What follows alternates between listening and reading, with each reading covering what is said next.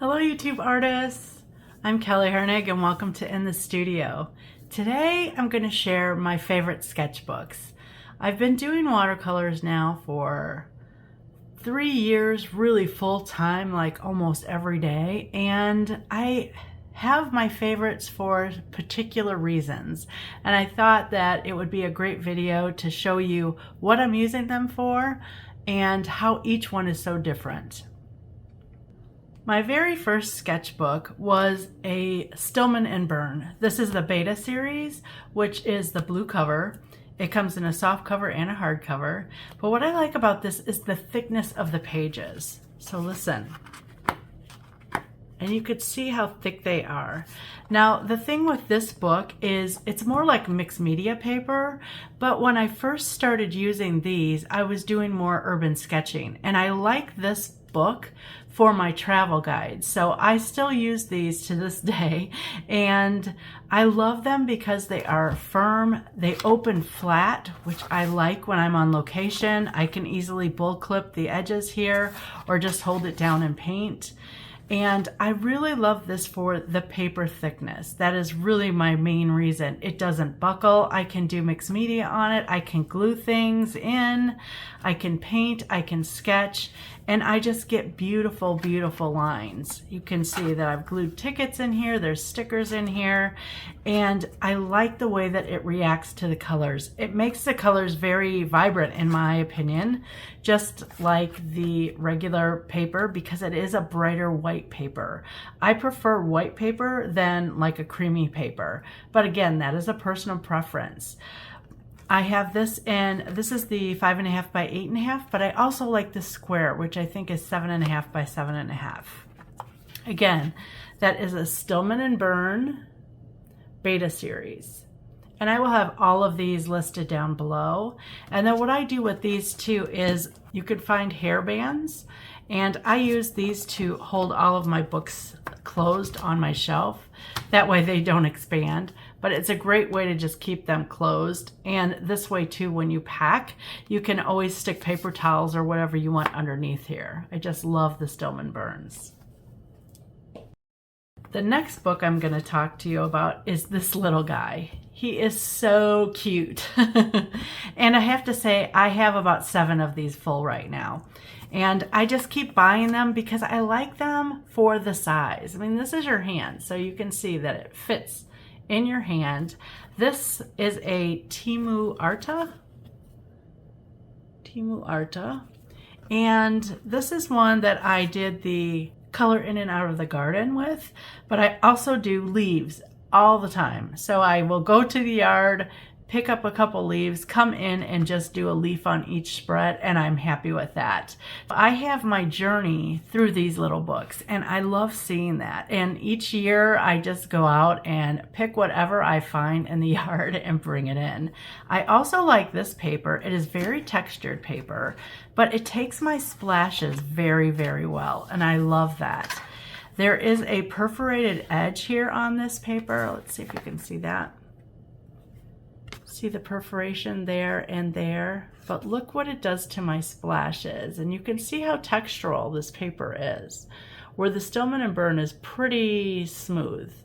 But I like that for this reason. And these are pretty inexpensive, and I usually buy 2 or 3 at a time because, like I said, I use these regularly. This little book is what made me really love watercolor, because it was a daily practice for myself to take a walk, find something that inspired me, bring it into the studio, and paint it right away. That is how my art developed, and that is how my love for watercolor developed. So I highly recommend this book.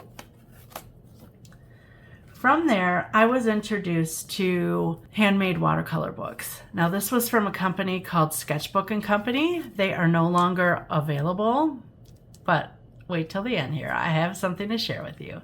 So this started my watercolor journey here on YouTube. This was my 100 days of color. There is a full playlist and everything about this. I did this entire book with you. And what I liked about this is this was Fabriano studio paper, and I love studio paper. I know it comes in a pad, but I love it even more in a book. I love the way that it splashes. I got used to this paper. So this is the paper that I use. I really have a hard time on cotton paper because of this book and the next one I'm going to share with you. So this was my first trial into a handmade journal, and I really loved it. From there, I went to the bigger book. This was the 96 page Sketchbook Company handmade book, and I love this one too. Again, this was the studio, Fabriano studio paper. I love this. This is the book that I shared a lot of my first YouTubes with. And because I filled this book, 96 pages, it made me so happy that I just kept continuing on my journey of finding something to paint, whether it was in the studio, throughout my house, in my jewelry box, outside, bringing it in and painting. It really helped me develop daily painting. And for that reason, I really prefer some kind of chunky book with a lot of pages. And I was very sad when this company went out of business. And next is my love of concertina books. Oh my goodness, when I discovered these in 2023, my whole world changed. The thought of a continuous story going throughout a book, one page after another, all connecting, really was something that I was not prepared for, honestly. It changed the way that I wanted to sketch. I have both the small, this is the A5, and the A4. So you can see there's a big size, A5, A4. This one is the same thing. It's about telling a continuous story, and I just love that. However, the drawback with this is it's really hard to come in and just paint. Because of the continuous flow, you have to really think about design. Well, I should say I really think about design because of that continuous flow.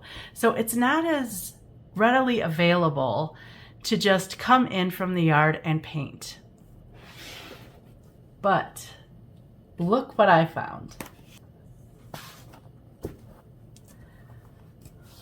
Handmade books.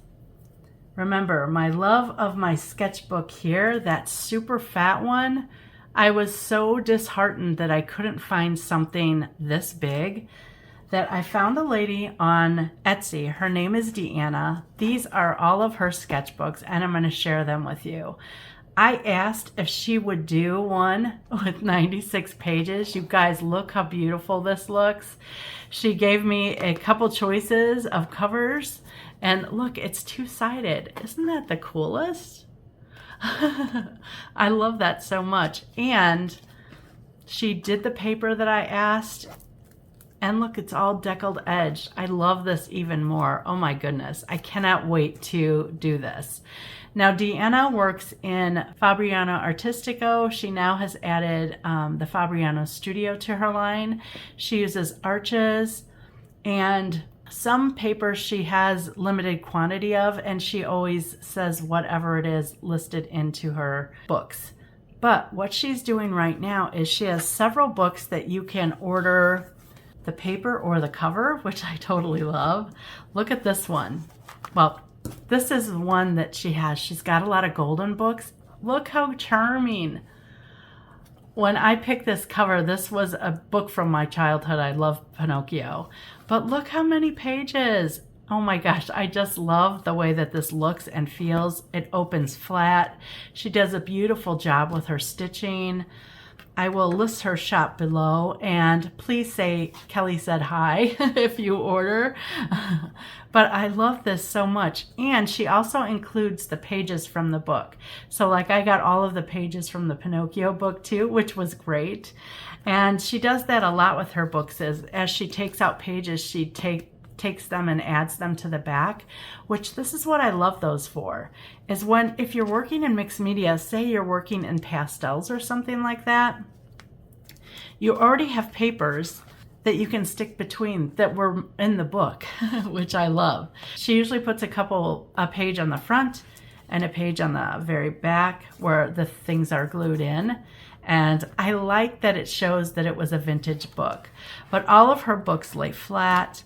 This is a Fabriano Artistico book, and I just love the way the paper feels. I cannot wait to be doing art with this. So say you did pastels here, now you can just take a piece of paper and you automatically have a page divider, right? It's not going to spread to the next page because she's already included pages. I love that so much.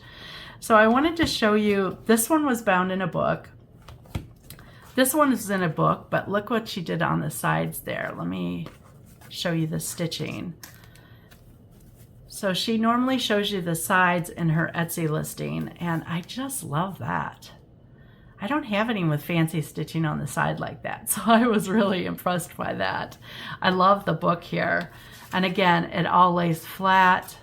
I'm looking forward to the size of this one. She's always got different size books.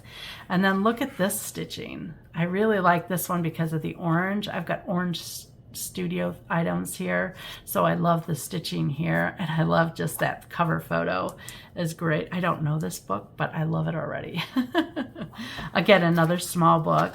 These are what I'm going to be using for finding inspiration everywhere, just coming in and painting.